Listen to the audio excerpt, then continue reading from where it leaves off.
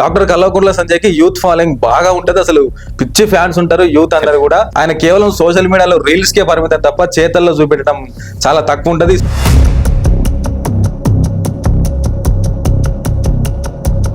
K Keshavarao గారు, కడియం శ్రీహరి గారు party మారితే మీకు సిగ్గు లేదా అని తిట్టినటువంటి డాక్టర్ కల్వకుంట్ల సంజయ్ టీజీవన్ రెడ్డి పార్టీ మారితే మీ మౌనం ఎందుకు?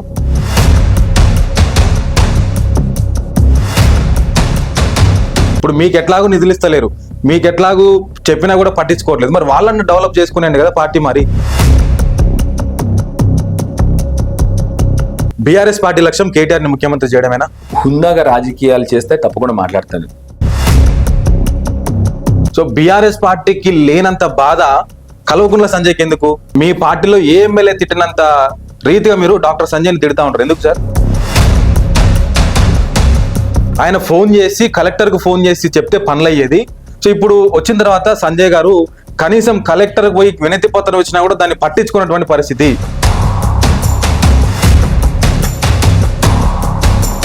డాక్టర్ కల్వకుంట్ల సంజయ్ గారు తెలంగాణ ఉద్యమంలో ఎక్కడున్నాడు అసలు?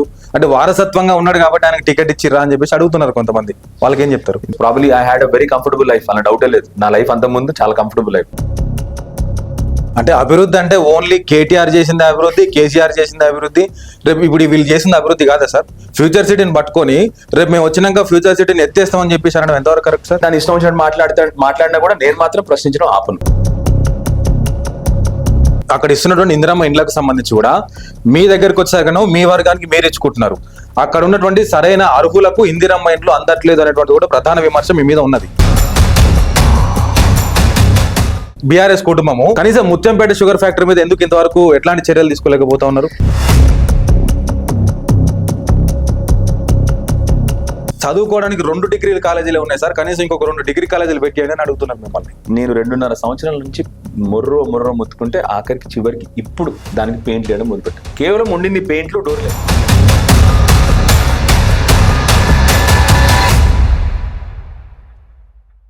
హాయ్ హలో నమస్తే, వెల్కమ్ టు విశ్వం టీవీ. నేను మీ జర్నలిస్ట్ ఉదయ్.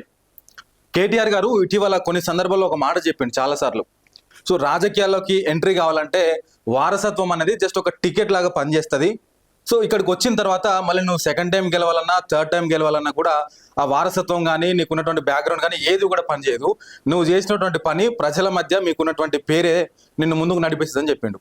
సో ఎగ్జాక్ట్గా అట్లనే తండ్రి వారసత్వాన్ని అందిపుచ్చుకొని, తండ్రి యొక్క రాజకీయాలను అందిపుచ్చుకొని ప్రజలకు సేవ చేయాలని చెప్పేసి, అంటే ప్రత్యక్షంగా సో ఆల్మోస్ట్ అంతకు ముందు కూడా డాక్టర్గా సేవలు అందిస్తూ ఇప్పుడు ప్రజలకు రాజకీయంగా సేవలు అందించాలనుకుని రాజకీయాన్ని పుణికిపుచ్చుకొని ప్రజల మధ్యలోకి వచ్చిండు కోరుట్ల ఎమ్మెల్యే డాక్టర్ సంజయ్ కుమార్ గారు.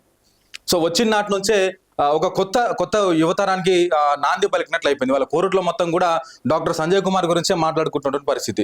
యువకుడు వచ్చిండు, మా నియోజకవర్గాన్ని అభివృద్ధి చేస్తాడు, సో ఖచ్చితంగా గెలిపించాలి అని చెప్పేసి ఆనాడు ఉన్నటువంటి కోరుట్ల నియోజకవర్గ ప్రజలందరూ కూడా ఎన్నో ఆశలతోని ఆయనకు ఓటేసి గెలిపించిండ్రు. సో అప్పుడున్నటువంటి కాంగ్రెస్ పార్టీ హవాలో కూడా బీఆర్ఎస్ పార్టీ అక్కడ నుంచి గెలిచింది. సో మరి గెలిచిన దగ్గర నుంచి ఇప్పటివరకు కోరుట్ల నియోజకవర్గంలో ఆయన చేసినటువంటి అభివృద్ధి ఏంటి?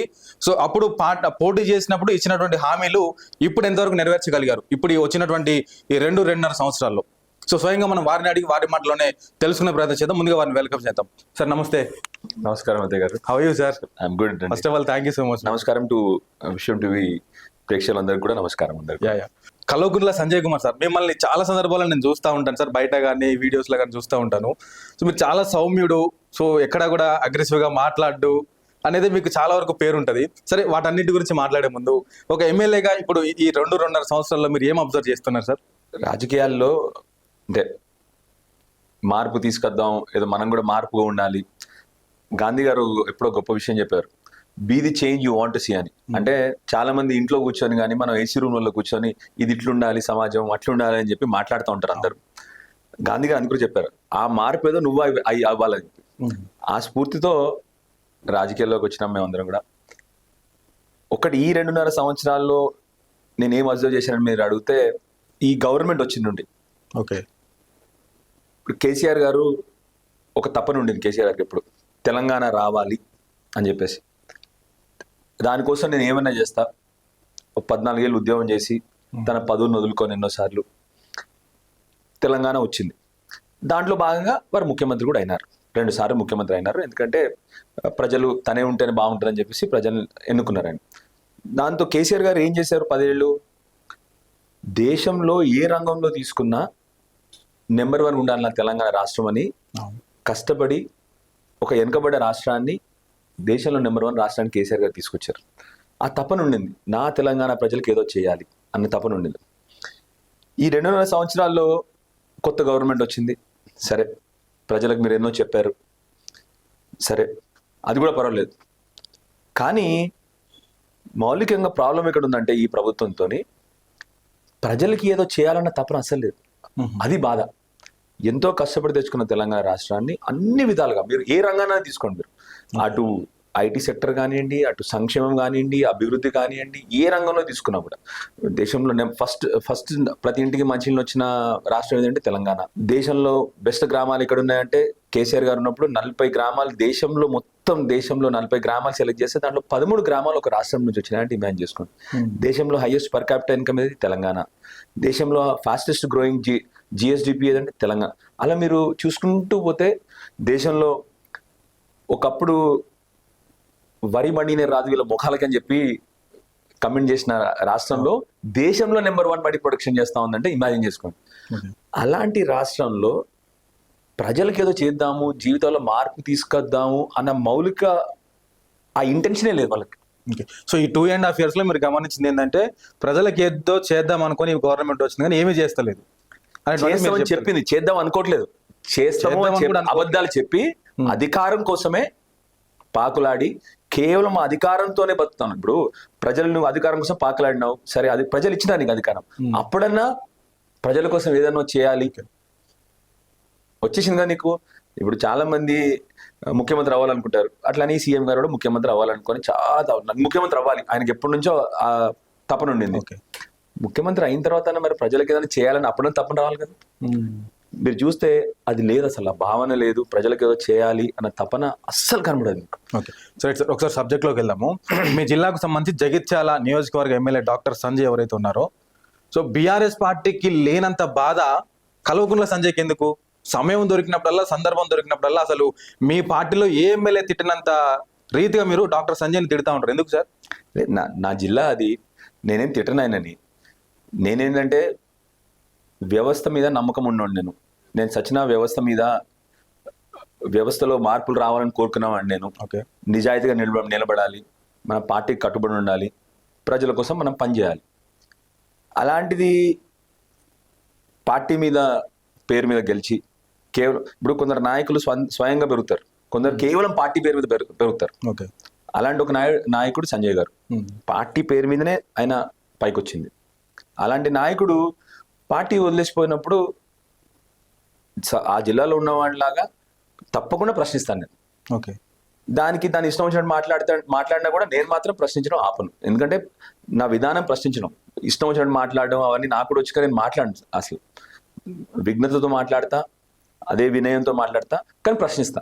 ఎందుకంటే పార్టీకి కష్టకాలంలో ఉన్నప్పుడు నీకు పార్టీ ఇంత చేసినప్పుడు, స్పెషల్లీ ఇవాళ ప్రజలు కష్టపడతా ఉన్నారు కదా, మరి నువ్వు ప్రజల వైపు ఉండాలా, నీ వైపు నువ్వు నీ సుఖాల కోసం, నీ లాభాల కోసం పార్టీ మారిపోతావు?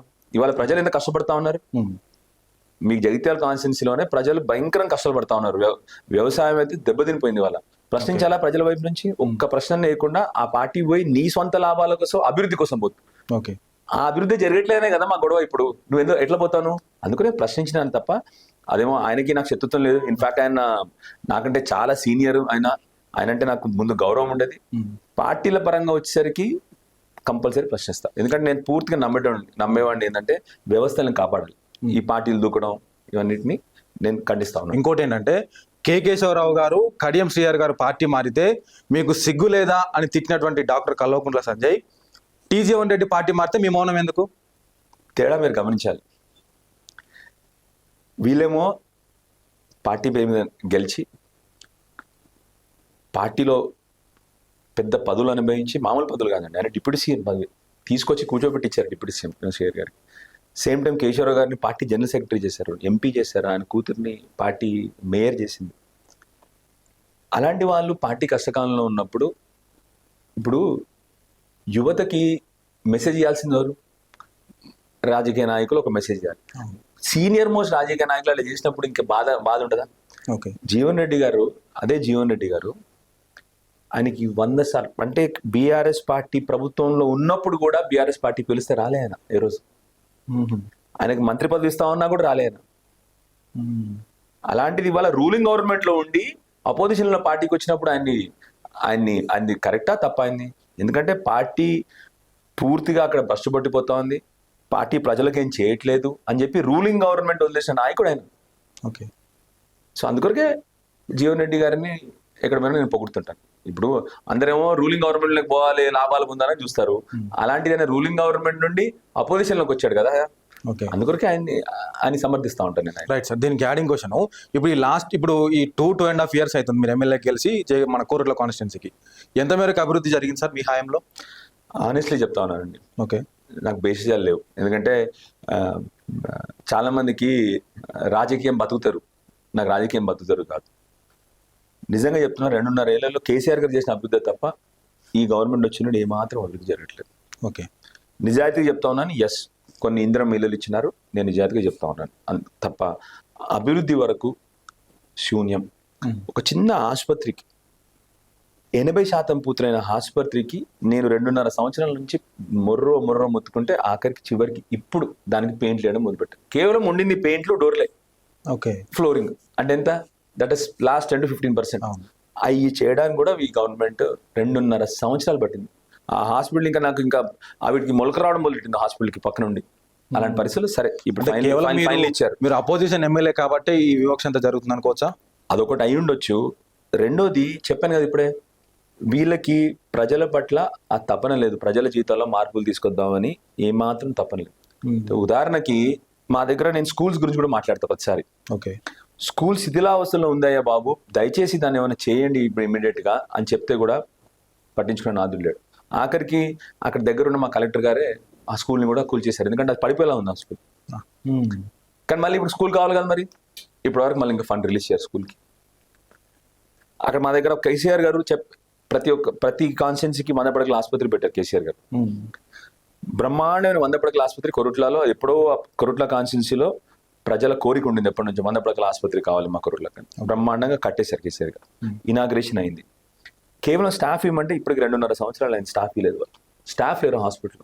ఓకే. హాస్పిటల్ ఇనాగ్రేట్ అయింది, బ్రహ్మాండమైన బిల్డింగ్ ఉంది, అన్నీ ఉన్నాయి, స్టాఫ్ లేదు దాంట్లో ఇప్పుడు 2.5 సంవత్సరాల తర్వాత. సో మీకు అర్థమైందా? మౌలికంగా ప్రజలకు అవసరమైంది ఏంటి? ఆరోగ్యం, బడులు, విద్య, ఇలాంటివి కూడా తీర్చలేని గవర్నమెంట్ ఇంకా ఇప్పుడు నాకేమర్థమైందంటే మీరు ఖాళీ ఆపోజిషన్ లో ఉన్నారు కాబట్టి ఇవన్నీ ఇవ్వలేదు, దాంతో పాటు వాళ్ళకి ప్రజలకు చేయాలని చిత్తశుద్ధి లేదు అంటున్నారు. చిత్తశుద్ధి కాబట్టి డాక్టర్ సంజయ్ గారు కానీ ఇవాళ పార్టీ మారినరు అని చెప్పేసి మీరు అంటున్నటువంటి ఆ 10 మంది 9 మంది ఎవరైతే ఉన్నారో వాళ్ళందరూ కూడా వాళ్ళ కాన్స్టిట్యున్సీని డెవలప్మెంట్ చేసుకోవడానికి మాత్రమే పార్టీ మారినరు అనుకోవచ్చు కదా. ఇప్పుడు మీకు ఎట్లాగూ నిధులు ఇస్తలేరు, మీకు ఎట్లాగూ చెప్పినా కూడా పట్టించుకోవట్లేదు, మరి వాళ్ళని డెవలప్ చేసుకునేయండి కదా పార్టీ. మరి ఇప్పుడే మీకు చెప్పాను. మీకు ఇప్పుడు ఉదాహరణకి ఇవాళ జూన్ ఆల్మోస్ట్ ఇవాళ 12th ఇవాళ జూన్ 12th. ఇప్పటికి కూడా జగిత్యాల్లో మా జగిత్యాల పాపులారిటీ ఏంటంటే వ్యవసాయం. రైట్, ఉదాహరణ చెప్తా ఉన్నాను. ఓకే. ఇప్పటికి కూడా రైతులకు ఇంకా యూరియా లేదు, డిఏపి లేదు. ఎవరు ప్రశ్నించాలి? ఎవరు లాభం కోసం పోయినట్టు? మరి మీకు అర్థమైందా చెప్పిందని? రైట్. రెండోది, ప్రజలందరికీ కేసీఆర్ గారు ఉన్నప్పుడు బ్రహ్మాండంగా బీడీ కార్మికులకు 2,000 రూపాయలు పెన్షన్ ఇచ్చారు. వీళ్ళు 4,000 ఇస్తా ఉన్నారు. సరే, 4,000 పక్కన పెడతాం, ఇంకా బీడీ కార్మికులు ఉన్నారు. మరి ఇప్పటివరకు 2.5 సంవత్సరాలు ఒక్కరికి కూడా పెన్షన్ రాలేదు. ఎవరు ప్రశ్నించాలి? భర్తలు చనిపోయిన విడోస్ ఉన్నారు, సింగిల్ ఉమెన్ ఉన్నారు, 2.5 సంవత్సరాలు అయింది, ఒక్కరు కూడా పెన్షన్ రాలేదు. ఒక్కరు కూడా ఇలా పెన్షన్ ఇల్లు. వికలాంగులకు 2.5 సంవత్సరాల్లో ఒక్క పెన్షన్ ఇల్లదు ఇప్పటి వరకు. ఎవరు ప్రశ్నించాలి? మీకు అర్థంగా చెప్పింది. ఓకే. సో ఎవరి లాభం కోసమైనా నాకు అదే అర్థం ఉంటుంది, అదే చెప్తున్నాను మీకు. 2.5 సంవత్సరాల్లో ఉదాహరణకి మన ఇప్పుడు మీరు జగిత్యాల ఎమ్మెల్యే గారు గురించి చెప్తున్నారు కాబట్టి జగిత్యాల పట్టణం తీసుకుందాం, ఏమీ అవ్వలేదు. అక్కడ కేసీఆర్ గారు కట్టిన 5,000 2 bedrooms ఉన్నాయి, ఇంకా కొత్తదేమి రాలేదు.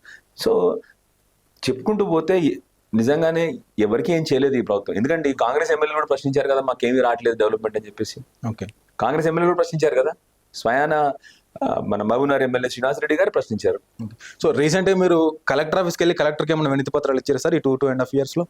చాలా ఇచ్చిరు కదా, లాస్ట్ 1 week కూడా పోయాను. రైట్, ఇచ్చిరు కదా. సో మీ కోరుట్ల ప్రజలు నన్ను అడగమన్న ప్రశ్న ఏంటంటే, సో గతంలో విద్యాసాగర్ రావు ఎమ్మెల్యేగా ఉన్నప్పుడు ఆయన ఫోన్ చేసి కలెక్టర్కు ఫోన్ చేసి చెప్తే పనులు అయ్యేది. సో ఇప్పుడు వచ్చిన తర్వాత సంజయ్ గారు కనీసం కలెక్టర్కి పోయి వినతి పత్రం ఇచ్చినా కూడా దాన్ని పట్టించుకున్నటువంటి పరిస్థితి. సో సంజయ్ గారిది ఏమీ నడుస్తలేదు అసలు నియోజకవర్గంలో అని చెప్పేసి అంటున్నారు. ఇప్పుడు మీకు అర్థమైంది కదా, చిత్తశుద్ధి లేని ప్రభుత్వం. ఆనెస్ట్గా చెప్తా ఉన్నాను, ఈ ప్రభుత్వానికి ప్రజలకు ఏదైనా చేయాలన్న చిత్తశుద్ధే లేదు అసలు. ఓకే, కేసీఆర్ గారు కేవలం 2014 నుంచి 2023 వరకు పరిపాలించారండి. కరెంటు లేని రాష్ట్రం తెలంగాణ, మంచినీళ్ళు లేని రాష్ట్రం తెలంగాణ, సాగునీరు లేని రాష్ట్రం తెలంగాణ, గురుకులాలు లేని రాష్ట్రం తెలంగాణ, మెడికల్ కాలేజ్ లేని రాష్ట్రం తెలంగాణ. ఇలాంటివి అన్నీ కూడా 65 ఏళ్ల దరిద్రాన్ని కేసీఆర్ గారు 9.5 ఏళ్లలో 90% పూర్తి చేశారు. ఓకే, వీళ్ళకి వదిలింది 10% పని, వీళ్ళకి వదిలింది కేవలం 10% పని. అన్నిటికంటే బాధాకరం చెప్తాను మీకు. యాక్చువల్లీ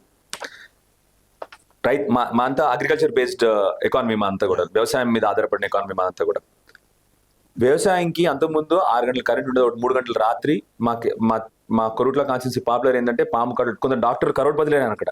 ఎట్లా తెలుసా, ఆ పాము కాటుని ట్రీట్మెంట్ చేసి అన్ని పాము, ఎందుకంటే రాత్రి మిడ్-నైట్ 12 గంటల కరెంట్ మోటార్ వేసుకునేవారు మా దగ్గర పోయి. అప్పుడు వచ్చేది కరెంట్ 12 నుంచి 3 గంటల వరకు, దినంలో 3 గంటలే ఉండేది, సరిపోయేది కాదు వాళ్ళకి. సో రాత్రి కూడా పోయి కరెంట్. పాము కాట్లతో నాకు తెలిసిన కొందరు డాక్టర్లు ఊర్లో కరోడ్పతిలు అయినారు. పాయిజనింగ్, ఏది ఆత్మహత్య యత్నాలు. మా దగ్గర ఓపీ పాయిజనింగ్ అంటే ఆర్గనోఫాస్ఫరస్ పాయిజనింగ్ అని, మా దగ్గర ఎంత పాయిజనింగ్ అంటే ఆ ఫర్టిలైజర్ తాగేసి డాక్టర్లు ధనవంతులు అయిపోయినారు అక్కడ. అలాంటి కాన్స్టిట్యున్సీలో కేసీఆర్ గారు వచ్చిన తర్వాత బ్రహ్మాండంగా 24 గంటల కరెంటు. నువ్వు అడిగితే ఇంటికి తీసుకొచ్చి యూరియా పడేసే ఆటో డ్రైవర్లు. ఓకే, బ్రహ్మాండంగా వ్యవసాయం పండింది, రైతు బంధు వచ్చినాయి, రైతు బీమాలు వచ్చినాయి. నీ ఊరికి వచ్చి నీ దగ్గర వచ్చి కళ్ళాల దగ్గర కొనుక్కుపోయినారు దిగుబడిని. ఇవాళ అదే కనీసం 65 ఏళ్ళు లేని దాన్ని కేసీఆర్ గారు సిస్టమేటిక్ గా తీసుకొచ్చి పెట్టారు కదా. యూరియా అసలు ఎవరన్నా విన్నారా మీరు? 10 ఏళ్లలో యూరియా లేదని చెప్పేసి. మరి ఇవాళ అదే కష్టం ఎందుకు వస్తా ఉంది మీకు అర్థమవుతుందా? చేసి పెట్టింది కూడా చేయలేనంత అసమర్థులు వీళ్ళు. ఓకే, చేసి నీ చేతిలో పెట్టారు సార్. ఇవన్నీ కూడా అసలు నువ్వు నెక్స్ట్ లెవెల్ పోవాలి. ఇంకా ఇప్పుడు ప్రభుత్వాలు ఏంటి, ఇంకా అభివృద్ధి చేసుకుంటూ అభివృద్ధి నిరంతర ప్రక్రియ, ఒకరే చేస్తారని కాదు. 9 నెలల్లో 65 ఏళ్ళ దరిద్రాన్ని అడిగాం మేము. కేసీఆర్ గారు అడిగారు 65 ఏళ్ళ దరిద్రాన్ని అడిగేశారు. ఒక్కొక్కటి సిస్టమేటిక్ గా. అరే ఇప్పుడు ఇవాళ మా గ్రామాల్లో ఎంత దారుణం అండి. ఇవాళ ఒక గ్రామం తీసుకుంటే రైతుకు రైతు బంధు రాదు, యూరియా లేదు, రైట్? ఓకే, దిగుబడి వచ్చిన తర్వాత కష్టపడితే కూడా ఇంకా మా దగ్గర మన మొక్కజొన్నలు అయితే 2.5 నెలలు కొన్నారు. 2.5 months పట్టింది మొత్తం కొనడానికి. ఒక లేటెస్ట్ టేక్ ఒక గొల్ల కుర్మలను తీసుకుందాం. కేసీఆర్ బ్రహ్మాండంగా గొర్రెలు ఇచ్చారు, వాళ్ళు కూడా మంచిగా బతికినారు ఊర్లో. ఇవాళ అది లేదు. బ్రహ్మాండంగా అన్ని మన మిషన్ కాంతి ద్వారా అన్ని చెరువులు సాఫ్ చేసి కేసీఆర్ గారు బ్రహ్మాండంగా నీళ్లు నింపి చేప పిల్లలు ఇచ్చి మత్స్యకారులందరినీ బండ్లు ఇచ్చి వాళ్ళకి బ్రహ్మాండంగా చేపలు పెంచుకోండి అమ్ముకోండి వాళ్ళు బండ్లు ఇచ్చి. అది బంద్ ఇప్పుడు. సో ఒక గ్రామంలో ఉన్న అన్ని వ్యవస్థలు దెబ్బతిన్నాయి. మీకు అర్థమైంది కదా చెప్పింది. ఇప్పుడు వ్యవసాయము లేదు, ఇటు మత్స్యకారులకు జీవితం లేదు, జీవితం నడవట్లేదు, గొల్లకురుములకు. సో ఒక గ్రామంలోని ఎకానమీ అంతా దెబ్బతిందండి. అరే బ్రహ్మాండంగా కేసీఆర్ గారు అప్పుడు ప్రతి గ్రామంలో చిన్న మంచి బ్రహ్మాండ చెట్లను కూడా కొట్టేస్తున్నారండి వీళ్ళు. ఓకే, గత 10 సంవత్సరాల్లో కేసీఆర్ గారు చేయని అభివృద్ధి లేదు అని మీరు చెప్తా ఉన్నారు. కానీ కోరుట్ల నియోజకవర్గానికి వస్తే గత 3-4 దఫాలుగా అక్కడ కల్వకుంట్ల కుటుంబమే పరిపాలిస్తా ఉన్నది కోరుట్ల నియోజకవర్గాన్ని. కల్వకుంట్ల కుటుంబం కాదు, బీఆర్ఎస్ కుటుంబం. సరే, కల్వకుంట్ల కుటుంబం, బీఆర్ఎస్ కుటుంబం అంతా చేస్తా ఉన్నటువంటి బీఆర్ఎస్ కుటుంబము కనీసం ముత్యంపేట షుగర్ ఫ్యాక్టరీ మీద ఎందుకు ఇంతవరకు ఎట్లాంటి చర్యలు తీసుకోలేకపోతా ఉన్నారు? షుగర్ ఫ్యాక్టరీ మీద ఆ రోజు కేసీఆర్ గారు రాగానే, ఎప్పుడు మన తెలంగాణ గవర్నమెంట్ వచ్చిన వెంటనే, ఎందుకంటే దాని మీద కంటిన్యూస్గా గొడవలు నడుస్తూనే ఉన్నాయి. కేసీఆర్ గారు రాగానే ఫస్ట్ ఏం చేసినారంటే మొత్తం రైతులందరిని పిలిచి, ఆ రోజున్న వ్యవసాయ శాఖ మంత్రి, ఇవాళ ఆయన కూడా మారిపోయినాడు, వేరే పార్టీ మారినాడు, కానీ ఆ రోజు శ్రీనివాస్ రెడ్డి గారు, వాళ్ళని అక్కడున్న లోకల్ ఎమ్మెల్యేస్ని అందరినీ కలిపి మహారాష్ట్ర పంపించి కేసీఆర్ గారు ఏం చెప్పారంటే, ఒకటి మా దగ్గర ప్రొడక్షన్ తక్కువ ఉండింది, సో ప్రొడక్షన్ పెంచుకోండి. రెండోది కోఆపరేటివ్ సొసైటీ ఫామ్ చేసుకోండి, రైతులు మీరు నడిపించుకోండి. ఓకే, ఎందుకంటే ఎప్పుడు ప్రాబ్లమ్స్ ఉంటున్నాయి, మీరు నడిపిస్తే మీకు ప్రాఫిట్స్ మీకే వస్తాయి, మీకు బాధ్యత పెరుగుతుంది, దాని మీద మీరు నడిపించుకొని డబ్బులు నేను ఇన్వెస్ట్ చేస్తాను అని చెప్పి కేసీఆర్ బ్రహ్మాండంగా చెప్పి పెట్టినారు. ఆ రోజు ఏమైంది, రైతులందరూ మాత్రం వద్దు అని చెప్పేసి పాపం రైతులందరూ దేవర్ నాట్ రెడీ, రైతులందరూ బ్యాక్అవుట్ అయినారు. ఆహా. ఆ తర్వాత ఏమైంది, ఈ లోపల వీళ్ళు ఎవరైతే అంత ముందు ప్రైవేట్ ఇన్వెస్టర్ ఉన్నాడో ఆయన ఎన్సీఎల్టీకి పోయాడు, అట్లా కోర్టులో ఇరుక్కుపోయింది. వీళ్ళు వచ్చిన తర్వాత ఆ రోజు కమిషన్ లేసింది కాంగ్రెసే, అన్ని చేసింది కాంగ్రెసే అసలు ఆ ప్రైవేట్ ని తీసేయాలని చెప్పింది అప్పుడు. ఇప్పుడు మళ్ళీ వీళ్ళు ఏమన్నారు, మేము వచ్చిన తర్వాత 100 రోజుల్లో అది కూడా తెరుస్తామని చెప్పారు. మళ్ళీ ఒకసారి ఎలక్షన్ల ముందు వచ్చారు. ఏ ఎలక్షన్ల ముందు? పార్లమెంట్ ఎలక్షన్ ముందు వెంటనే కదా, మనకి డిసెంబర్లో అసెంబ్లీ అయిపోయింది, ఏప్రిల్లో పార్లమెంట్ ఎలక్షన్ ముందు అందరూ చాలా బ్రహ్మాండంగా అందరూ వచ్చారు. సెప్టెంబర్ కల్లా ఇనాగ్రేషన్ రిబ్బన్ కటింగ్ అన్నారు. ఇవాళ ఎన్ని రోజులు అయింది? 2.5 years అయింది. ఓకే. కానీ ఇంకా దాని గురించి మీ కాన్స్టిట్యున్సీ ప్రజలు ఏమంటారంటే కనీసం మరి రాష్ట్ర ప్రభుత్వం ఉన్న పట్టించుకోవచ్చు కదా, రాష్ట్ర ప్రభుత్వం దగ్గరికి వెళ్ళి రిక్వెస్ట్ చేయొచ్చు కదా మా ఎమ్మెల్యే అంటున్నారు. మీరు నమ్మరు, వీళ్ళు మీటింగ్లు పెట్టిన ప్రతిసారి ఆఖరికి వాళ్ళు ఏం చేశారు, ఇప్పుడు ఒక కమిటీ పెట్టారు. ఆ కమిటీలో కావాలని నన్ను పెట్టలేదు. నా షుగర్ ఇప్పుడు నా కాన్స్టిట్యున్సీలో ఎమ్మెల్యే నేను. ఇప్పుడు అవును, ఆ కమిటీలో ఎవరు ఉండాలి? మీరే ఉండాలి. నేను లేను, నాకు కమిటీలో పెట్టలేదు కావాలని చెప్పేసి. మరి వాళ్ళకి ఎందుకు కమిటీలో పెట్టలేదో వాళ్ళకి తెలియాలి. ఎవరున్నారు ఆ కమిటీలో? మరి శ్రీధర్ బాబు గారు ఉన్నారు, తర్వాత సుదర్శన్ రెడ్డి గారు ఉంటారు, మీ బోధన ఎమ్మెల్యే. మా కాన్స్టిట్యూన్సీలో ఎవరు లేరు. మా కాన్స్టిట్యూన్సీలో ఉన్న షుగర్పేటలో ఎవరు లేరు. సరే పక్కన పెడదాం. కమిటీ ఇప్పటి వరకు ప్రతిసారి మీటింగ్ పెట్టినప్పుడు మీరు నమ్మరు, ఆ మీటింగ్లోకి అపోజిషన్ ఎమ్మెల్యేగా నేను వెళ్ళి మా రైతులందరినీ తీసుకెళ్ళి మేము 100% మేము దగ్గరుండి కోఆపరేట్ చేస్తాం, దయచేసి ఫినిష్ చేయండి అని చెప్పి హానెస్ట్గా రిక్వెస్ట్. ఇప్పుడు మామూలుగా ఏమవుద్ది, అపోజిషన్ ఏదో గొడవ చేయడం, నేను అట్లా కాదు, నేను మీతో సపోర్ట్ చేస్తాను. అసెంబ్లీలో కూడా చెప్పినాను, ప్లీజ్ దయచేసి తొందరగా ఫినిష్ చేయండి, మరి మీరు ప్రామిస్ చేశారు కదా అని చెప్పేసి. ఓకే. అక్కడ రైతులను తీసుకెళ్ళి అక్కడ వేరే పార్టీలు కొందరు గొడవలు చేసినా కూడా మేము మాత్రం నో, బాధ్యతతోని అక్కడ కూర్చొని మీరు ఓపెన్ చేయండి, మేము ఫుల్గా సహకరిస్తాము, వెంటనే ఓపెన్ చేయండి అని చెప్పి కూడా ప్రతి ఎలక్షన్ ఒకసారి మీటింగ్ పెడుతున్నారు వాళ్ళు. తర్వాత లోకల్ బాడీ ఎలక్షన్ అప్పుడు మళ్ళీ ఒకసారి మీటింగ్ పెట్టినారు, దానికి వెళ్ళాం. పార్లమెంట్ ఎలక్షన్ అప్పుడు పెట్టినారు, వెళ్ళినాము. ప్రతిసారి వెళ్ళేసి మేము సంపూర్ణంగా సహకరిస్తాం, దయచేసి తెరవండి అని చెప్పాం. మేము ఆ చిల్లర రాజకీయాలు చేయమమ్మా, మేము అపోజిషన్ రాజకీయాలు చేయను. నేను డెవలప్మెంట్ కోసం ఎవరినైనా తప్పకుండా మాట్లాడతాను, ఎప్పుడు సపోర్ట్ కూడా చేస్తాను. చిల్లర రాజకీయాలు చేయనటువంటి డాక్టర్ కల్వకుంట్ల సంజయ్, ఇటీవల మీ కాన్స్టిట్యున్సీలో ఈత చెట్లకు సంబంధించిన ఒక తోట మొత్తం కాలిపోతే దానికి సంబంధించి నేను డబ్బులు ఇప్పించినాను, మీకు అవతల పక్క ఉన్నటువంటి కాంగ్రెస్ పార్టీ ఇన్ఛార్జ్ నేనే డబ్బులు ఇప్పించిన అంటాడు. అంటే ఈ చిన్న విషయంలో కూడా మీకు ఎందుకు ఇంత తగాదాలనేటువంటి ప్రజలు అడుగుతున్నారు. ఇంకో విషయం చెప్పిన, మీరు నా 2.5 ఏళ్ల ప్రస్థానం చూడండి దయచేసి. నా కాన్స్టిట్యున్సీలో ఉన్న అపోజిషన్ గురించి ఇప్పుడు ఒకసారి మాట్లాడలేదు దయచేసి. మీరు చూడండి, ఆనెస్ట్గా చెప్తున్నాను. ఓకే. ఈ చిల్లర రాజకీయాలకు నేను రాను అసలు. అండ్ స్పెషల్లీ ఎప్పుడైనా నేను చూసేది హుందాగా రాజకీయాలు చేస్తే తప్పకుండా మాట్లాడతాను. ఓకే. అభివృద్ధి కోసం చేస్తాను. ఏదో రాజకీయంలో బతకాలి, నాకు ఓటు రావాలని చెప్పి రాజకీయం చేయను ఎట్టి పరిస్థితుల్లో. 100% మొన్న వెళ్ళినాము, రూలింగ్ గవర్నమెంట్లో ఉన్నప్పుడు ఇలాంటి పిచ్చి రాజకీయాలు చేస్తారు కానీ వెళ్ళినా నేను బాధ్యతగా వాళ్ళకి నా వైపు నుంచి సహకరించేసినారు, నా వైపు నుంచి సహకరించిన పర్సనల్గా. ఆ తర్వాత అక్కడ ఉన్న కలెక్టర్ గారి దగ్గరికి వెళ్ళాము. ఓకే. వాళ్ళే వచ్చారు నాతో. ఎవరు? ఆ ఈతవనంలో ఉన్న సభ్యులందరూ, ఆ గౌడ సోదరులందరూ కూడా నాతో వచ్చారు కలెక్టర్ దగ్గరికి. సో వాళ్ళకి తెలుసు ఆ పిచ్చి రాజకీయాలు వాట్సాప్లలో సోషల్ మీడియాలో ఎవరైనా రాజకీయాలు చేస్తారు, కానీ నేనేమి వాళ్ళతో కౌంటర్ చేయట్లేదు. దయచేసి నేను వాళ్ళకి ఇంకా చెప్తా ఉన్నాను, అపోజిషన్లో నేను ఒకటి తీసుకొస్తే మీరు 4 తీసుకురండి, మీకు చేతులు జోడించి నమస్కరిస్తాను, కానీ పిచ్చి రాజకీయాలతో నన్ను ఇంక్లూడ్ చేద్దాం రాజకీయాలు. ఓకే. సంవత్సరాల్లో మీకు దయచేసి మిమ్మల్ని ఉదయ గారు మిమ్మల్ని చెప్తాను కూడా, సైంటిఫిక్గా కూడా మీరు పోయి రీసెర్చ్ చేయండి. ఈ 2.5 సంవత్సరాల్లో నాకు సంబంధించిన అపోజిషన్ల గురించి డాక్టర్ సంజయ్ ఒకసారి మాట్లాడే మీరు కనుక్కోండి, ఒక్క ప్రెస్ మీట్ అయినా పెట్టిన వాళ్ళ గురించి కనుక్కోండి. Right sir. ఇప్పుడు అక్కడ ఇస్తున్నటువంటి ఇందిరమ్మ ఇండ్లకు సంబంధించి కూడా మీ దగ్గరికి వచ్చాకనో మీ వర్గానికి మీరు ఇచ్చుకుంటున్నారు, అవతల వ్యక్తి వర్గానికి సంబంధించి అవతల వ్యక్తి వర్గానికి ఇస్తున్నారు. అంతేగాని అక్కడ ఉన్నటువంటి సరైన అర్హులకు ఇందిరమ్మ ఇండ్లు అందట్లేదు అనేటువంటి కూడా ప్రధాన విమర్శ మీ మీద ఉన్నది. దానికి 100% ఒకటి మాత్రం చెప్తున్నాను మీకు, నా కొరట్ల వర్గం అంతా నా వర్గమే. బాధ్యతతో మాడుతున్నాను, చాలా బాధ్యతతో మాట్లాడుతున్నాను. లాజిక్ గా మాట్లాడుతున్నారు, బాధ్యతతో మాడుతున్నాను. నేను నిజంగా చెప్తాను, లాజిక్ కాదు, బాధ్యతతో మాడుతున్నాను. అందరు నా వర్గమే. నేను అపోజిషన్ వాడు చూడను, అందరితో మీరు కనుక్కోండి. నాకు ఎవరో ఇంకొక విషయం, చాలా సార్లు నాకు అపోజిషన్ వాడు నా వాడు తెలియదు. అంత అంత అంత అంత ప్రేమతో ఉంటాను అందరితో, సరేనా? ఎవరికి ఇందిరమ్మ ఇల్లు రావాలన్నా బీదోడికి మాత్రం తప్పకుండా చేరేటట్టు చూసుకుంటున్నాను. ఎస్, మామూలుగా ఏంటంటే మన రాజ్యాంగంలో ఎమ్మెల్యే చేసిన పనులు అపోజిషన్ వాళ్ళకి, సరే వాళ్ళు రూలింగ్ గవర్నమెంట్ ఉన్నారు కాబట్టి వాళ్ళకి కొన్ని ఇలాంటి యాక్చువల్లీ మామూలుగా అయితే మేము అన్ని పనులు చేయాలి. కానీ సరే, ఇక మన దగ్గర రాజ్యాంగం విలువల్ని కాపాడే మెచ్యూరిటీ మనలో పోయిందేమో అనిపిస్తా ఉంది నాకు. అందుకని ఎవరు పడితే వాళ్ళు ఇష్టం వచ్చినట్టు కొబ్బరికాయలు కొడతారు, ఏది చేయాలంటే చేస్తారు. కానీ మా వైపు నుండి మాత్రం 100% బీద వాళ్లకు లేని వాళ్ళకే ఇంద్రం మిల్లులు చేరుతా ఉన్నాయి, అలా డౌటే లేదు మా వైపు నుండి. కానీ ఎస్, ఫుల్ ఇంద్రం మిల్లులు మా కంట్రోల్లో అంటే లేవు, అపోజిషన్లో ఉన్నాం కాబట్టి మా ఫుల్ మా కంట్రోల్లో లేదు. ఓకే, ఉంది కాస్త కంట్రోల్లో ఉన్నదాన్ని తప్పకుండా ఎమ్మెల్యే స్థాయిలో ఉండి చెప్తున్నారు మా కంట్రోల్ లేదని. ఆనెస్ట్గా చెప్తున్నాను, నేను అబద్ధం చెప్పట్లేదు కదా, ఎందుకంటే అదే చెప్తున్నాం కదా, మన రాజ్యాంగాన్ని విలువల్ని కాపాడే మెచ్యూరిటీ మనలో లేదనిపిస్తా ఉంది ఇంకా.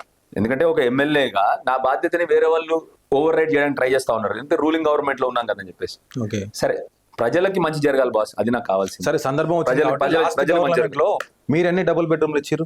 మొత్తం శాంక్షన్ అయినాయి 1600 డబుల్ బెడ్రూమ్స్. ఓకే, దగ్గర 1000 కంప్లీట్ అయినాయి అప్పుడు, మిగతావి ఇన్కంప్లీట్ స్టేజ్ లో ఉండినాయి. ఆ తర్వాత గృహలక్ష్మి ద్వారా మళ్ళీ ఒక 4000 ఇల్లు ఇచ్చినాం మళ్ళీ గృహలక్ష్మి ద్వారా. ఆ ఇల్లులు చాలా వరకు కొన్ని స్టార్ట్ అయినాయి, కొన్ని స్టార్టే కాలేదు అప్పుడు. ఓకే, 100% ఆనెస్ట్గా ఒప్పుకుంటాము, మా డబుల్ బెడ్రూమ్ రూమ్స్ కూడా డిలే అయినాయి. కానీ మీరు ఒక విషయం మీరు అర్థం చేసుకోవాలి, మీరు ఒక క్వశ్చన్ అడిగారు మంచిగా, డబుల్ బెడ్రూమ్ గురించి అడిగారు. అంటే 99% పనులన్నీ మేమే ఫినిష్ చేసాం కదా మిగతావన్నీ. ఒకప్పుడు కొరుట్ల, అంటే నాకు 2 పట్టణాలు ఉంటాయి మళ్ళీ, కొరుట్ల అండ్ మెట్పల్లి టౌన్స్. ఎండాకాలం వస్తే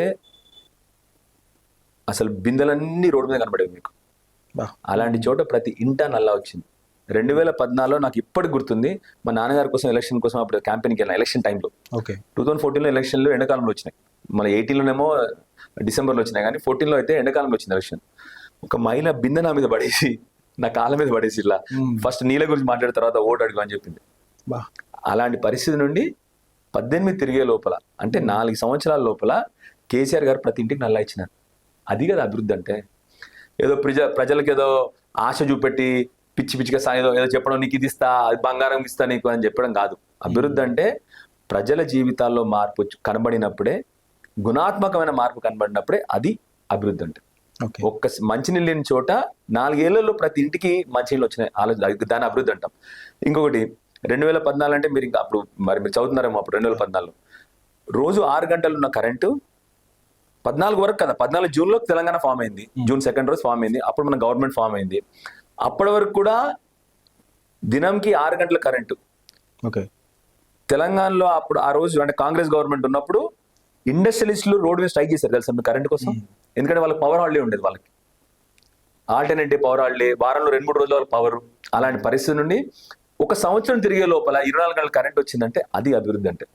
ఓకే, అవి మేము చేసినవి. కానీ ఎస్ మేము ఒప్పుకుంటాం, ఎందుకు అది కూడా సాధించలేకపోయాం, మొత్తం హౌస్ అని ఎందుకు ఫినిష్ చేయలేకపోయామంటే 2 ఏళ్ళు కరోనా. అప్పుడు మీకు కూడా తెలుసు కదా, 2 ఏళ్ళు కంటిన్యూస్ మనకు కరోనా వచ్చింది, లాక్డౌన్ అయిపోయింది. ఎందుకంటే మాకు అప్పుడు మిగిలింది ఒకటే, ఇప్పుడు మాకు అప్పుడు మా అజెండా ఈ హౌసెస్ ఒకటి ఫినిష్ చేయాలని చెప్పేసి. ఎందుకంటే అప్పటికి వాటర్ తీసుకొచ్చాము, కరెంట్ తీసుకొచ్చాము, సంక్షేమ పథకాలు బ్రహ్మాండంగా నడుస్తున్నాయి, గురుకులాలు వచ్చినాయి, అన్నీ అవుతున్నాయి, కానీ ఇది మాత్రం ఫినిష్ చేయలేకపోయాం. ఎందుకంటే అప్పుడు 2 years కంటిన్యూస్ మాకు కరోనా వచ్చింది, అది ఒక్క పని ఫినిష్ చేయలేకపోయాం. అది కూడా యాక్చువల్లీ 100% ఫినిష్ చేసేవాళ్ళం. Okay, right sir. ఇంకోటి, ఇప్పుడు కోరుట్ల కాన్స్టిట్యూన్సీకి సంబంధించి దాదాపు మీకు 2-2.5 లక్షల వరకు ఓటర్లు ఉంటారు. మొత్తం 4 మండలాలు ఉన్నాయి. సో మొత్తంగా చూసుకుంటే యూత్ సంఖ్య ఎక్కువ ఉంటుంది మీ దగ్గర. డాక్టర్ కల్వకుంట్ల సంజయ్కి యూత్ ఫాలోయింగ్ బాగా ఉంటుంది, అసలు పిచ్చి ఫ్యాన్స్ ఉంటారు యూత్ అందరూ కూడా. ఎక్కడికి పోయినా కూడా కొన్ని 100 మంది యూత్ వస్తూ ఉంటారు. ఆయన కేవలం సోషల్ మీడియాలో రీల్స్కే పరిమితం తప్ప చేతల్లో చూపెట్టడం చాలా తక్కువ ఉంటుంది, సోషల్ మీడియాకే పరిమితం అవుతుండే అంటున్నారు. ఇప్పుడు యూత్ లో కనెక్టివిటీ ఎందుకు కనెక్టివిటీ చెప్తాను మీకు. ఎందుకు కనెక్టివిటీ, చాలా మంది నన్ను విచిత్రమైన క్వశ్చన్ అడుగుతారు నన్ను. ఒక ఎమ్మెల్యే అనే పదవి చాలా ఎక్కువ సీన్ ఇచ్చుకున్నారు అందరూ. నిజంగా చెప్తున్నాను నేను. మీరు ఎందుకు సార్ ఇంత సింపుల్ ఉంటారంటారు నన్ను అందరు వచ్చి. మీరు ఎందుకు సార్ ఇంత సింపుల్గా ఉంటారని అడుగుతారు నన్ను అందరు వచ్చి. సింపుల్గా ఉండడం ఏంది, మామూలుగానే ఉన్నారా బాబు నేను అని చెప్తాను నేను. మీకు అర్థం చెప్పింది మీకు. ఎమ్మెల్యే అనే పదవి, నేను కూడా అన్నా కదా, ఎమ్మెల్యే అనే పదవి ప్రజలు ఇచ్చింది కదా. నువ్వు వాళ్ళ ముందులు పోయి మన వాళ్ళందరూ 4 కార్లు వేసుకొని 6 గన్మెన్లు వేసుకొని ఓహో హంగామా చేసుకుంటూ తిరగడం ఏంటి అసలు, మనం నాకు అర్థం కాదు. నేను మామూలుగా సింపుల్ గా నాలా నేను ఉంటాను అంతే. సో ప్రజలు ఫస్ట్ అందుకొరకే కనెక్షన్ వచ్చింది మాకు, అందుకొరకే యూత్ తో కొద్దిగా కనెక్షన్ వచ్చింది. ఎస్పెషల్లీ యూత్ ఏం గమనిస్తారు, మనతో వీడు మాట్లాడతాడా, మనతో ఇంటరాక్షన్ చేస్తాడా, అసలు గుర్తుపడతాడా, ఎమ్మెల్యేలు కదా. ప్రజల్లో అదొకటి ఎందుకు వచ్చిందని కదా, ఎమ్మెల్యేలు కదా. ఎవడండి ఎమ్మెల్యే, నువ్వు ఇచ్చిందే కదా. నా డిగ్రీ నాది, స్పైన్ సర్జన్ నేను, ఎస్ అది నా గొప్పతనం. కానీ మిగతా ఎమ్మెల్యే గొప్పడా ఏమన్నా, ప్రజలు పెట్టిన భిక్ష అది. ప్రజలు ఎన్నుకుంటే ఆయన ఎమ్మెల్యే. నా 4 కార్లు వేసుకొని ముందర 4 సెక్యూరిటీ పెట్టుకొని అంత హంగామా అవసరం లేదు.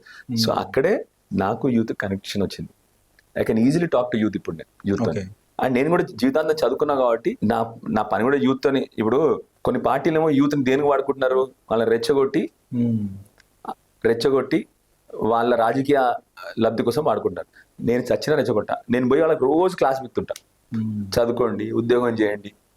చాలా మందికి నేను వస్తున్నట్టే బోర్ కూడా కొడుతుంది వాళ్ళకి. ఇప్పుడు అప్పుడప్పుడు అరే మళ్ళీ లెక్చర్ ఇస్తారు సంజయ్ అన్న అని చెప్పేసి. కానీ నాది ఒకటే, వాళ్ళు చదువుకోవాలి, జీవితంలో బాగుపడాలి. ఇంకొక మంచి విషయం ఏంటంటే మీరు కాన్స్టిట్యున్సీ ఐడియా కూడా 2 సార్లు జాబ్ మేళ ప్రోగ్రామ్ కూడా కండక్ట్ చేశారు అనుకుంటా. Yes, అది job ఎంతవరకు మేళా, మీకు సక్సెస్ రేట్ ఇచ్చింది సార్? అది జాబ్ మేళాస్ పెట్టినాము. ముఖ్యంగా నేను ఎప్పుడు చేసేది ఏంటంటే రెగ్యులర్ గా అక్కడున్న విద్యార్థులకి బేసిక్ ప్రాబ్లం ఏంటంటే మా దగ్గర బ్రహ్మాండ విద్యార్థులు ఉన్నారు, మా ఓకే, చాలా తెలివైన పిల్లలు, కానీ వాళ్ళకి ఎక్స్పోజర్ లేదు, ప్రపంచంతో ఎక్స్పోజర్ లేదు. ఓకే, ఏం చేస్తారంటే అప్పుడు వాళ్ళందరినీ కొంతమంది ఇక్కడ తీసుకొచ్చి ఇక్కడ టీ హబ్, అవును, టీ వర్క్స్ అవును. ఇవన్నీ తీసుకొచ్చి చూపెట్టాలి. ఎందుకంటే వాళ్ళకి ఫస్ట్ మనం వాళ్ళకి ఆ అనుభూతి చూపెట్టాలి, ఆ ఎక్స్పోజర్ చూపెట్టాలి. వాళ్ళకి చాలా మంది సరే ఇట్లా ఉంది హైదరాబాద్ లో అని పాపం చాలా మంది ఆశ్చర్యపోతుంటారు. వాళ్ళకి తెలియదు ఇవన్నీ ఇట్లా ఉంటుంది అని చెప్పేసి. సో ఫస్ట్ కావాల్సింది ఎక్స్పోజర్. వాళ్ళకి తెలివి బ్రహ్మాండం, కానీ ఏం జరుగుతుంది ఇలా ప్రపంచంలో. సో బేసికలీ మన సిస్టమ్ లో ప్రాబ్లం అక్కడ అది. వాళ్ళకి అసలు ఎక్స్పోజర్ లేదు పాపం. బ్రహ్మాండంగా డిగ్రీలు చదువుతారు, మాస్టర్స్ చదువుతారు, కాబట్టి వాళ్ళకి కొత్త ప్రపంచం ఏంటి ఇవన్నీ తెలియదు పాపం. సో ఆ పని చేస్తుంటాను. అట్లానే కష్టపడి ఒక సాఫ్ట్వేర్ కంపెనీ బ్యాక్ ఆఫీస్ పెట్టినాం అక్కడ. అక్కడ 100 మంది కొరుట్ల కాన్స్టిట్యున్సీలో చాలా మంది అన్నారు. అప్పుడు నేను 23లో పెట్టిస్తే ఈయన ఏదో ఎలక్షన్ కోసం పెడుతున్నాడని చెప్పారు. 3 ఏళ్ళు కంప్లీట్ అయింది, ఇప్పుడు బ్రహ్మాండంగా నడుస్తా ఉంది అక్కడ. అక్కడ నుంచి చాలా మంది మళ్ళీ మంచి ఇంకా బెటర్ ఉద్యోగాలు వచ్చి హైదరాబాద్ షిఫ్ట్ అయిన కూడా ఉన్నారు అక్కడ నుంచి. ఎస్, బట్ నాకు ఇంకా ఏదో చేయాలన్న అనుభూతి ఉండే, కానీ చెప్పాను కదా ఈ 2.5 సంవత్సరాల్లో ఈ గవర్నమెంట్ వచ్చిందండి. కానీ ఆ చదువుకున్న యూత్ అంతా కూడా మీకు చేతులెత్తి మొక్కుతున్నారు వాళ్ళు. ఎందుకనంటే సార్ మా కాన్స్టిట్యున్సీలో 4 మండలాలు ఉంటే చదువుకోవడానికి 2 డిగ్రీ కాలేజీలు ఉన్నాయి సార్, కనీసం ఇంకొక 2 డిగ్రీ కాలేజీలు పెట్టేయండి అని అడుగుతున్నారు మిమ్మల్ని. తప్పకుండా అండి, 100కు 100. మై ఫోకస్ ఎడ్యుకేషన్, హెల్త్, ఉద్యోగం అండి. ఓకే, విద్య, వైద్యం, ఉద్యోగం 100%. ఎస్, ఇప్పుడు చెప్పాను కదా 2.5 సంవత్సరాల తర్వాత ఈ ప్రభుత్వం కదలదు, వాళ్ళ ఫోకస్ లేదు ఎడ్యుకేషన్. ఏ గవర్నమెంట్ కన్నా ఒక ఫోకస్ ఉండాలి బేసికలీ. ఎడ్యుకేషన్ మా దగ్గర పెట్టుకున్నాను, ముఖ్యమంత్రి గారు మాట్లాడుతూ ఉంటారు, నా దగ్గర పెట్టుకుని what are you doing about it, మీరు ఏం చేస్తారు దాని గురించి చెప్పండి. నిజంగా మార్పు ఏం తీసుకొచ్చారు చెప్పండి. ఏమనంటే ఫ్యూచర్ సిటీ 50,000 కోట్ల రోడ్లు వేస్తా ఉన్నారు, ఏదో చేస్తా ఉన్నారు. Why are you doing a future city, మీకు తెలుసా అసలు? ఓకే, ఉన్నది పాడవుతా ఉంది, ఫ్యూచర్ సిటీ గురించి మాట్లాడతారు, ప్రజలకు అర్థం కాదు. ప్రజలు చాలా మందిని అడుగుతున్నారు ఏం సార్ ఈ ఫ్యూచర్ సిటీ అని చెప్పేసి. ఏదో $3 ట్రిలియన్ ఎకానమీ, ఆల్రెడీ గ్రోత్ గత 2.5 సంవత్సరాలు స్లో డౌన్ అయింది. కేసీఆర్ ప్రభుత్వంలో ఉన్న గ్రోత్ లేదు ఇప్పుడు. ఆల్రెడీ ఏదో పెద్ద పెద్ద మాటలు మాడాలి, $3 ట్రిలియన్ ఎకానమీ అనడం. ఈ ఎన్ని సున్నాలు ఉంటాయి ఫోకస్ అని చెప్పేసి మీరు ఎగతాళి చేయడం నిజంగా అనేసి నేను కూడా చెప్తాను. ఇప్పుడు లైక్ అందరికి తులం బంగారం ఇస్తా అన్నట్టు, ఇంకా నెక్స్ట్ ఇప్పుడు ఎట్లా తయారైపోయిందంటే ఇంకా ఎలక్షన్లు వచ్చిన తర్వాత నెక్స్ట్ ఒకడు మీ అందరికి బంగారం లాంటి ఇల్లు కట్టిస్తామని చెప్తారు. ఇంకా నెక్స్ట్ ఎట్లా చేస్తామో ప్రజల అమాయకత్వాన్ని మీద మోసం చేయడం తప్ప ఇంకేం లేదు ఇలాంటి రాజకీయ నాయకులకి. అంటే అభివృద్ధి అంటే ఓన్లీ కేటీఆర్ చేసింది అభివృద్ధి, కేసీఆర్ చేసింది అభివృద్ధి, రేపు ఇప్పుడు వీళ్ళు చేసింది అభివృద్ధి కాదా సార్? ఫ్యూచర్ సిటీని పట్టుకొని రేపు మేము వచ్చినాక ఫ్యూచర్ సిటీని ఎత్తేస్తామని చెప్పేసి అనడం ఎంతవరకు కరెక్ట్ సార్? ఒక చదువుకున్నలాగా మీరు కూడా ఒక చిన్న ప్రశ్న అడుగుతాను. 14,000 ఎకరాలు ఆ రోజు కేసీఆర్ గారు ఎక్వైర్ చేయించారు. ఎందుకు? ఇప్పుడు మనందరం చైనా గురించి మాట్లాడుతుంటాం రెగ్యులర్గా. చైనాలో పెద్ద పెద్ద ఫార్మా క్లస్టర్స్ ఉంటాయి. పెద్దవంటే కొన్ని 1000 ఎకరాల్లో ఒక ఫార్మా క్లస్టర్ ఉంటుంది. అట్లానే ఏషియాస్ బిగ్గెస్ట్ ఫార్మా క్లస్టర్ చేద్దాం అని చెప్పేసి ఆ తపనతో 14,000 ఎకరాలు తీసుకొచ్చినాం. ఒకటి. రెండోది, జనరల్లీ ఫార్మా ఇండస్ట్రీకి ఎన్వైరన్మెంటల్ క్లియరెన్స్ రావాలంటే చాలా ప్రాబ్లం ఉంటుంది. ఓకే, ఆ ఎన్వైరన్మెంటల్ క్లియరెన్స్ తెచ్చుకున్నాం. ఎందుకంటే ఇది 0 పొల్యూషన్ కాబట్టి, మొత్తం అంతా కూడా పొల్యూషన్ ఫ్రీ ఇండస్ట్రీస్ అక్కడికి రావాలని చెప్పేసి ఆ తపనతో చేసినాం. దానివల్ల కొన్ని లక్షల ఉద్యోగాలు, at least 2 to 3 lakh jobs minimum వచ్చాయి అక్కడ. At least 2 to 3 lakh jobs minimum వచ్చాయి. అన్నీ అయిపోయినాయి, క్లియర్ అయిపోయినాయి. నువ్వు చేయాల్సిందల్లా బోర్డు పెట్టేసి నీట్ ఫౌండేషన్స్తోనే వేసుకొని బ్రహ్మాండంగా ఒక biggest pharma cluster in Asia. Industries పెరగాలంటే అట్లాంటి ఈకోసిస్టమ్ డెవలప్ చేయాలి. అన్ని ఒకటి చోట, ఒక యూనివర్సిటీ వచ్చేది, ఫార్మా ఇండస్ట్రీస్ వచ్చేవి, ఫార్మా మొత్తం ప్యూరిఫికేషన్ జరిగేది, అక్కడ ఉన్న పొల్యూషన్ అలాంటి ఒక చోట ఎస్టాబ్లిష్ చేస్తే దాన్ని సింపుల్గా నాశనం పట్టించి ఫ్యూచర్ సిటీ అని చెప్పేసి దాంట్లో 3,000 ఎకరాలు వంతారా అని చెప్పుకుంటూ ఏదో జూ కంట నువ్వు అంత పెద్ద ల్యాండ్ మళ్ళీ దాన్ని మళ్ళీ ఇంకా రైతుల దగ్గర ల్యాండ్ తీసుకొని ఫ్యూచర్ సిటీ అనేది వాట్ ఈస్ ఫ్యూచర్ సిటీ? దానివల్ల నువ్వు ఏం జనరేట్ చేయబోతాను? ఈ పాటికి హాయిగా నువ్వు అదే ఫార్మసిటీ అయి ఉంటే ఈ పాటికి 1 లక్ష మందికి 2 లక్షల మందికి ఎంప్లాయ్మెంట్ క్రియేట్ చేసేవాడు కదా. సి ఏదో రాజకీయాలు కాదు ఇది. నీకు కనీసం ప్రజల పట్ల కొద్దిగా చిత్తశుద్ధి ఉండాలి.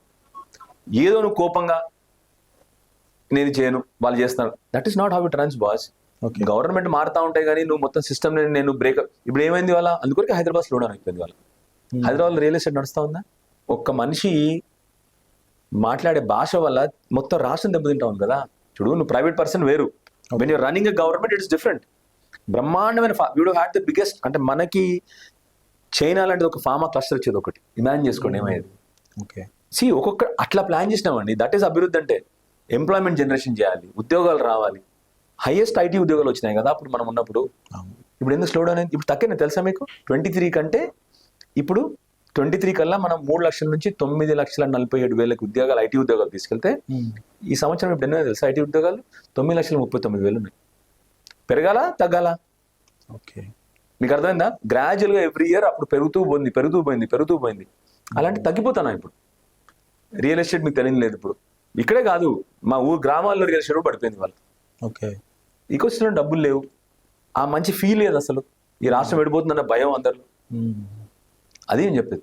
సో అందుకొరకు నేనేమి వీళ్ళు చేసిన అభివృద్ధి మేము ఎవరు చేయట్లేదని మేము అనట్లేదు. చాలా మంది నాయకులు చాలా చేశారు, వేరే వాళ్ళు.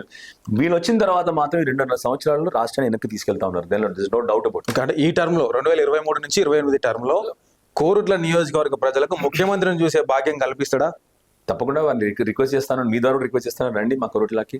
ఓకే కొన్ని అభివృద్ధి పనులకి శంకుస్థాపన చేయండి, మా మున్సిపాలిటీలకి డబ్బులు ఇవ్వండి. కొద్దిగా 2.5 సంవత్సరాలు అయింది. నేను అది కూడా అదే కోరినాను. 2 మున్సిపాలిటీలు ఉన్నాయి నాకు, మెట్పల్లి, కోరుట్ల. ఓకే 100 సార్లు అసెంబ్లీలో కోరినాను. ఆ రోజు కేసీఆర్ గారు ఒక 15 కోట్లు TFADC ఫండ్స్ అని ఉంటుంది, అర్బన్ ఫైనాన్స్ నుండి ఫండ్స్. ఆ ఫండ్సే మాకు ఇవ్వండి, మేము కొత్త అడగట్లేదని కూడా చెప్పినాను నేను. అవి కూడా ఆపేసినారు. మళ్ళీ మొన్న ఇస్తున్నామని చెప్పినారు, ఇంకా టెండర్ ప్రాసెస్ అంటున్నారు. ఇప్పుడు 2.5 సంవత్సరాలు అయింది, ఇంకా టెండర్ అవ్వలేదు అంటున్నారు, మళ్ళీ టెండర్ ప్రాసెస్ అంటున్నారు. దాంట్లో సో మేము పెద్ద కోరికలు గొంతమ్మ కోరికలు కోరట్లేదు. నేను అందుకని చెప్పాను కదా, కేసీఆర్ గారు 90% ఫినిష్ చేశారు, 10% కూడా ఫౌండేషన్ వేశారు. అవి ఫినిష్ చేయండి చాలు, బ్రహ్మాండంగా తయారవుతుంది. అందుకని ఇంత ఇబ్బంది పడేది ఎందుకు సార్? మీరు మీ కోరుట్ల ప్రజలే అంటున్నారు, ఇంత ఇబ్బంది పడేది ఎందుకు సార్? ఏదో 2 సంవత్సరాలు ఇట్లా వేసుకున్నట్టు చేయండి, తర్వాత అభివృద్ధి అయిన తర్వాత మళ్ళీ తీసేయండి అంటున్నారు. నన్ను నేను రేపు రోజు పొద్దున హాయిగా నిద్రపోవాలి. నేను అలాంటప్పుడు నేను ఏదో పైపైన చేసుకునేందుకు ప్రశ్నిస్తూనే ఉంటాను. నేను మా కాన్స్టిట్యున్సీ ప్రజల కోసం ప్రశ్నిస్తూనే ఉంటాను. ఎందుకు వదలాలి? తప్పకుండా రావాలి కదా. ఇది ఎవరు ప్రైవేట్ సొమ్ము కాదు, ఇది ప్రజల సొమ్ము. ఓకే ప్రజల సొమ్ము అన్నప్పుడు మాకు కూడా అభివృద్ధి జరగాలి. వీళ్ళేమో 50,000 కోట్లు ఫ్యూచర్ సిటీ అంటారు, అవసరం లేని చోట లిఫ్ట్లు పెడతారు, ఇది అవసరం ఉన్న చోట ఏమో ఫినిష్ చేయరు. బాధేస్తుందండి అసలు. పాలమూరు రంగారెడ్డి నుంచి గ్రావిటీ ద్వారా కొడంగల్ కాన్స్టిట్యూన్సీ నీళ్ళు పోవాలి, బట్ ఈయన కేవలం ఒక లిఫ్ట్ పెడతాడు. ఎక్కడ నీళ్ళు లేని చోట జూరాల్లో. ఇట్లా ఉండొద్దండి రాజకీయం. ఓకే గొప్ప పదవి వచ్చింది, దాన్ని వాడుకోవాలి. ఇందాక మీకు ఇంటర్వ్యూ చేసే ముందు కొంతమందితో మాట్లాడే మీ కాన్స్టిట్యున్సీకి సంబంధించి మీరు ఆపోజిషన్ అంటున్నటువంటి లేదా మీ మీద పోటీ చేసిన వాళ్ళు కావచ్చు, ఇంకొంతమందితో మాట్లాడితే వాళ్ళు ఒకటే స్టేట్ క్వశ్చన్ అడిగిన, డాక్టర్ కల్వకుంట్ల సంజయ్ అవినీతి పరుడా కాదా అని అడిగిన. Wonderful, thank you. ఒకటే క్వశ్చన్. సో వాళ్ళు ఏమన్నారు అంటే, సరే మీరేమన్నా అనుకోండి కానీ ఆయన సరే పని చేస్తుండా చేసలేడా, అధికారం ఉందా లేదా పక్కన పెడితే, అవినీతి పరుడు అంటే మాత్రం మేము ఒప్పుకోమంటున్నారు వాళ్ళు కూడా. Thank you so much, thank you. So ఆ విషయంలో కూడా హ్యాట్స్ ఆఫ్ సార్. అసలు నేను 100% నేను అవినీతి చేసిన ప్రజలకు అనిపించిన రోజు కేసీఆర్ గారు చెప్పారు కదా అప్పుడు తెలంగాణ రాకపోతే రాళ్లతో కొట్టి చంపండి అని. నేను అభివృద్ధి చేసిన రోజు తప్పకుండా రాళ్లతో కొట్టి చంపండి అని ఇప్పుడు చెప్తున్నా కోరుట్ల కాన్స్టిట్యూన్సీకి, మీ ద్వారా చెప్తాను. రైట్. బీఆర్ఎస్ పార్టీ లక్ష్యం కేటీఆర్ని ముఖ్యమంత్రి చేయడమేనా? లేదండి, తప్పకుండా మేము మళ్ళీ కేసీఆర్ గారు ముఖ్యమంత్రి అవుతారు. ఇప్పుడు మాకు బీఆర్ఎస్ పార్టీ మళ్ళీ తెలంగాణని కాపాడాల్సిన బీఆర్ఎస్ పార్టీ అధికారంలోకి రావాలి, మళ్ళీ కేసీఆర్ గారు ముఖ్యమంత్రి అవుతారు. అందులో భాగంగానే మీలాంటి యువ ఎమ్మెల్యేలకి ఎమ్మెల్యే టికెట్లు ఇప్పించుకొని కేటీఆర్ వర్గం అంతా ఆయన వర్గం తయారు చేసుకుంటున్నది ఒక వాదన ఉన్నది. కేసీఆర్ వర్గం అండి. అండ్ ఇంకొకటి చెప్తాను మీకు, కేసీఆర్ గారు 10 ఏళ్ళు ఉన్నప్పుడు నిజంగా చెప్తా ఉన్నాను, ఏ రోజు కూడా ఇట్లా కాంగ్రెస్ పార్టీయా ఇక్కడ ఉన్న ఎమ్మెల్యే ఆ పార్టీ అట్లా చూడలేదు. కాంగ్రెస్ ఎమ్మెల్యే ఉన్న చోట కూడా మెడికల్ కాలేజ్ పెట్టారు, అది కేసీఆర్ గారు. సో అట్లా కేటీఆర్ వర్గం అంటూ ఉండదు. కేసీఆర్ వర్గము మొత్తం తెలంగాణ కూడా కేసీఆర్ వర్గమే. మేమందరం కూడా ఓన్లీ మా వర్గం కేసీఆర్ గారు వర్గం అన్న డౌట్ లేదు. కోరుట్లలో రేపు రాబోయే ఎలక్షన్లలో అంటే మొన్న కూడా ఏదో సర్వే వస్తే మళ్ళీ మీరే గెలుస్తారని చెప్పేసి ఒక వార్త కూడా వచ్చింది. కానీ మీకు సమీపంగా పోటీ చేసినటువంటి ధర్మపురి అరవింద్ కూడా కేవలం 9-10 వేల ఓట్లతోనే ఓడిపోయిండు. రేపు రాబోయే రోజుల్లో మీకు బీజేపీ ప్రత్యర్థి అనుకుంటున్నారా అక్కడ? నా వరకు తెలిసి కొరట్ల కాన్స్టిట్యున్సీలో నేనా మీరా అని కాదు, నాకు అసలు ఐఎమ్ స్మాల్ ఇండివిజువల్, నేను చాలా చిన్న మనిషిని నేను. ఓకే. కొరట్ల కాన్స్టిట్యున్సీ ప్రజలు ఎప్పుడు కూడా బీఆర్ఎస్ పార్టీతోనే ఉంటారు. అది నేనా ఈయన ఆయన కాదు, బీఆర్ఎస్ పార్టీ నుంచి ఎవరున్నా కూడా కొరట్ల కాన్స్టిట్యున్సీలో గత 5 ఎలక్షన్లలో కంటిన్యూస్గా బీఆర్ఎస్ పార్టీని ప్రజలు గెలిపించారు. ఓకే. నేను ఒక చాలా చిన్న ఇండివిజువల్ పార్టీలో 100% మళ్ళీ బీఆర్ఎస్ పార్టీనే కొరట్ల కాన్స్టిట్యున్సీ ప్రజలు గెలిపిస్తారు. చాలా మంది అడుగుతున్న ఇంకో ప్రశ్న ఏంటంటే, సరే విద్యాసాగర్ రావు గారు అంటే తెలంగాణ ఉద్యమంలో చురుగ్గా పాల్గొన్నాడు, ఆయన తరం అది వేరే, అసలు అదొక లెగసీ. కానీ డాక్టర్ కల్వకుంట్ల సంజయ్ గారు తెలంగాణ ఉద్యమంలో ఎక్కడున్నాడు అసలు, అంటే వారసత్వంగా ఉన్నాడు కాబట్టి ఆయనకు టికెట్ ఇచ్చిర్రా అని చెప్పేసి అడుగుతున్నారు కొంతమంది. వాళ్ళకి ఏం చెప్తారు? మీరు స్టార్టింగ్లోనే చెప్పారు, మీకు వారసత్వం ఫస్ట్ స్టెప్పింగ్ స్టోన్ అవుద్ది. కానీ ఇప్పుడు నేను ఎట్లా పనిచేస్తున్నాను అని చెప్పి ప్రజలు గమనిస్తారు. నెక్స్ట్ ఎలక్షన్లో కేసీఆర్ గారు నాకు టికెట్ ఇస్తే ప్రజలు నిర్ణయం తీసుకుంటారు. అప్పుడైతే నా మీదుగా, అప్పుడు నా ఇంతకుముందు అంటే వారసత్వంతో వచ్చాను నేను రాజకీయాల్లోకి. నెక్స్ట్ ఎలక్షన్ అయితే వారసత్వం ఉండదు కదా ఇంకా నాకు. సో ఆ రోజు ప్రజలు నిర్ణయిస్తారు. కేసీఆర్ గారు నాకు టికెట్ ఇచ్చి బీఆర్ఎస్ పార్టీలో నుంచి పోటీ చేస్తే 100% ఒకటి మాత్రం sure, irrespective of anything BRS party Koratla కౌన్సిల్లో గెలుస్తుంది. ఓకే. అది నేనైతే నెక్స్ట్ టైం నాకు వారసత్వం ఉండదు. నెక్స్ట్ టైం అయితే నేను డాక్టర్ సంజయ్ లానే వస్తాను ముందరికి నెక్స్ట్ టైము. సో ప్రజలు నిర్ణయిస్తారు. తప్పు చేస్తే బాజాబ్తా ప్రజలు తీసుకు బండకేసి కొట్టేస్తారు మమ్మల్ని. ఓకే. మంచి చేస్తారు అనుకుంటే ప్రజలు మళ్ళీ మమ్మల్ని రూల్ చేస్తారు. సరేనా? అది ప్రజలు నిర్ణయం తీసుకోవాల్సింది. చెప్పాను కదా, ఈ ఎమ్మెల్యే పదవి అనేది ప్రజలు ఇచ్చేదే మనకు. ఓకే. మనం ఏం పెద్ద గొప్పలం కాదు, చాలా సామాన్యులు మనం. ప్రజలు పెట్టిన ఆశీర్వాదం. నా స్పైన్ సర్జరీ మాత్రం నాది. అది ఆ డిగ్రీ నాది, ఆ కష్టం నాది. మిగతా అన్ని కూడా ప్రజలు ఇచ్చిన, ఇప్పుడున్న డిగ్రీ అయితే ప్రజలు ఇచ్చిందే కాబట్టి మళ్ళీ ప్రజలే నిర్ణయిస్తారు. నేను ఉండాలంటే ప్రజలు నిర్ణయిస్తారు, లేదు వీడు అవసరం అంటే తీసి బయటపడేస్తారు. రైట్ సార్, మనస్ఫూర్తిగా చెప్పండి. సో గతంలో అంటే మొన్నటి వరకు కూడా మీరు ఈ ఎలక్షన్ ముందు వరకు కూడా మీరు ప్రాక్టీస్ చేస్తున్నారు ఒక వైద్యుడిగా. సో అక్కడ కూడా ఎంతో మంది రోగులు వస్తారు, వాళ్ళతో మాట్లాడుతుంటారు, వాళ్ళ నాడి పట్టుకొని ఏ రోగం అనేది ఇట్లా పట్టుకొని చెప్తుంటారు. సో అక్కడ పట్టుకున్న నాడి సంతృప్తిగా ఉందా, ప్రజల నాడి పట్టుకున్నప్పుడు సంతృప్తిగా ఉందా? 100% అండి. ఇప్పుడు చాలా మంది రాజకీయాల్లో కష్టాలు ఉంటాయి అంటారు, అవన్నీ అంటారు. కానీ ఎస్, కష్టాలు ఉంటాయి. కానీ నేనేం ప్రజలు ప్లీజ్ రా, నేనేం అడుక్కోలేదు కదా నిన్ను. నువ్వు వచ్చావు, ప్రజలు నిన్ను ఓట్లేసి గెలిపించారు. సో 100% అది నీ బాధ్యత, ఇర్రెస్పెక్టివ్ ఏమున్నా కూడా. ప్రజల నాడి ఎప్పుడు మంచిగా ఉండాలి, నువ్వు ప్రజల నాడిని కాపాడుతూ ఉండాలి, అది నీ బాధ్యత అంతే. తప్ప ఎప్పుడు కూడా వెనుకడుగు వేయకూడదు. ఒకసారి వచ్చిన తర్వాత ఇంకా ప్రజల దగ్గరకు వచ్చాము మనము, ప్రజలు మనని ఎన్నుకున్నారు. ఇది నాకు కష్టమా, ఇది నాకు సుఖమా అని చూడకూడదు. Yes, probably I had a very comfortable life, అలా డౌటే లేదు. నా లైఫ్ అంతకుముందు చాలా కంఫర్టబుల్ లైఫ్, బికాస్ అన్ని నా కంట్రోల్లో ఉండేవి. ఇప్పుడు సర్జన్కి దీనికి డిఫరెన్స్ ఏంటంటే, స్పైన్ సర్జరీలో అన్ని నా కంట్రోల్లో ఉంటాయి. ఓకే. పేషెంట్ ఎట్లా ఆపరేట్ చేయాలో నేనే డిసైడ్ చేస్తాను, ఏం చేయాలో నేనే డిసైడ్ చేస్తాను. పేషెంట్ ఆపరేట్ చేసిన తర్వాత నెక్స్ట్ స్టెప్ ఏంటో నేను డిసైడ్ చేస్తాను. రాజకీయాల్లో అన్ని నేను డిసైడ్ చేయడానికి ఉంటుంది. ప్రజల ఆశయాలు బట్టి, ప్రజలకు అవసరాలు బట్టి నా నిర్ణయాలు మారుస్తూ ఉండాలి. కంపల్సరీ ప్రజల కోసం చేస్తూ ఉండాలి పని. కాబట్టి 100% నేను నా 2.5 సంవత్సరాలు కూడా బాగా ఎంజాయ్ చేసినాను ప్రజల మధ్య. నాకు ప్రజలతో అప్పుడప్పుడు నాయకులను చూసే చిరాకు వస్తుంది, కానీ ప్రజలతో మాత్రం నాకు ఆనందంగా ఉంటుంది. ఓకే. సరే, అన్ని కష్టాలు తీర్చగలుగుతున్నాం అంటే ఎస్, కొన్ని తీర్చగలుగుతున్నాం, కొన్ని తీర్చలేము. కొన్ని అపోజిషన్ ఎమ్మెల్యేగా కొన్ని చేయలేము, అలా డౌట్ లేదల్లా. అందుకొరకే ఏం చెప్తున్నానంటే, జనరల్లీ మన రాజకీయాన్ని కూడా కొద్దిగా ఇంకా పరిణితి చెందాలి. వ్యవస్థలు ఇంపార్టెంట్. ఒక నాయకుడు బట్టి డిఫరెన్షియేట్ కావద్దు. ఇప్పుడు ఈ గవర్నమెంట్ మారగానే ఇంకోటి నేను ఇట్లా చేయను, అట్లా చేస్తాను, ఇది తీసి పడేస్తాను, అట్లా జరగకూడదు. ప్రజల్ని కేంద్ర బిందువుగా వ్యవస్థలు స్ట్రాంగ్ అవ్వాలి అని పూర్తిగా నమ్మటం ఉండండి. మీ సోదరి కల్వకుంట్ల కవిత కూడా కొత్త పార్టీతోని ప్రజల ముందుకు వస్తున్నది, టీఆర్ఎస్ అనే పేరుతోని. సో రాబోయే రోజుల్లో ఎంత మేరకు ఆమె ప్రభావం చూపగలుగుతుంది, ఆమెకు ఉన్నటువంటి ప్రధాన అస్త్రం ఏదైనా ఉంది, ప్రధాన ఆయుధం ఏదైనా ఉందంటే బీఆర్ఎస్ పార్టీ అని చెప్తున్నారు. ఏమంటారు? ఎవరు దారి వాళ్ళు చూసుకుంటారు. ఐ రెస్పెక్టర్ ఫర్ దట్, అంతే తప్ప వాళ్ళ పార్టీ. నెక్స్ట్ చెప్పాను కదండి, మా కొరట్ల కాన్స్టిట్యూన్సీ ప్రజలు కానీ నెక్స్ట్ తెలంగాణ ప్రజలు కూడా కేసీఆర్, అంతే.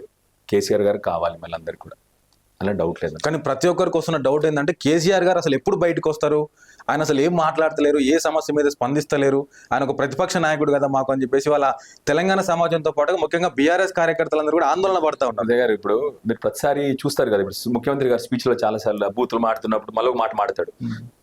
కేటీఆర్ హరీష్ నా కాళ్ళల్లో పుల్లలు పెడుతున్నాడు, నాకు అడ్డం పెడుతున్నారు అంటాడా?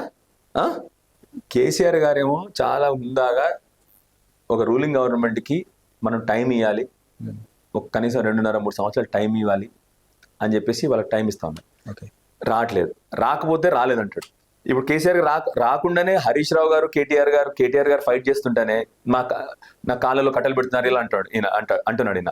మరి కేసీఆర్ గారు వస్తే మళ్ళీ ఏమంటాడు ఈయన? కేసీఆర్ గారు హుందాగా నీకు అవకాశం ఇస్తున్నారు, మంచి చేయవయ్యా అని చెప్పేసి ఎన్నోసార్లు నీకు మీడియా ద్వారా కూడా చెప్పారు.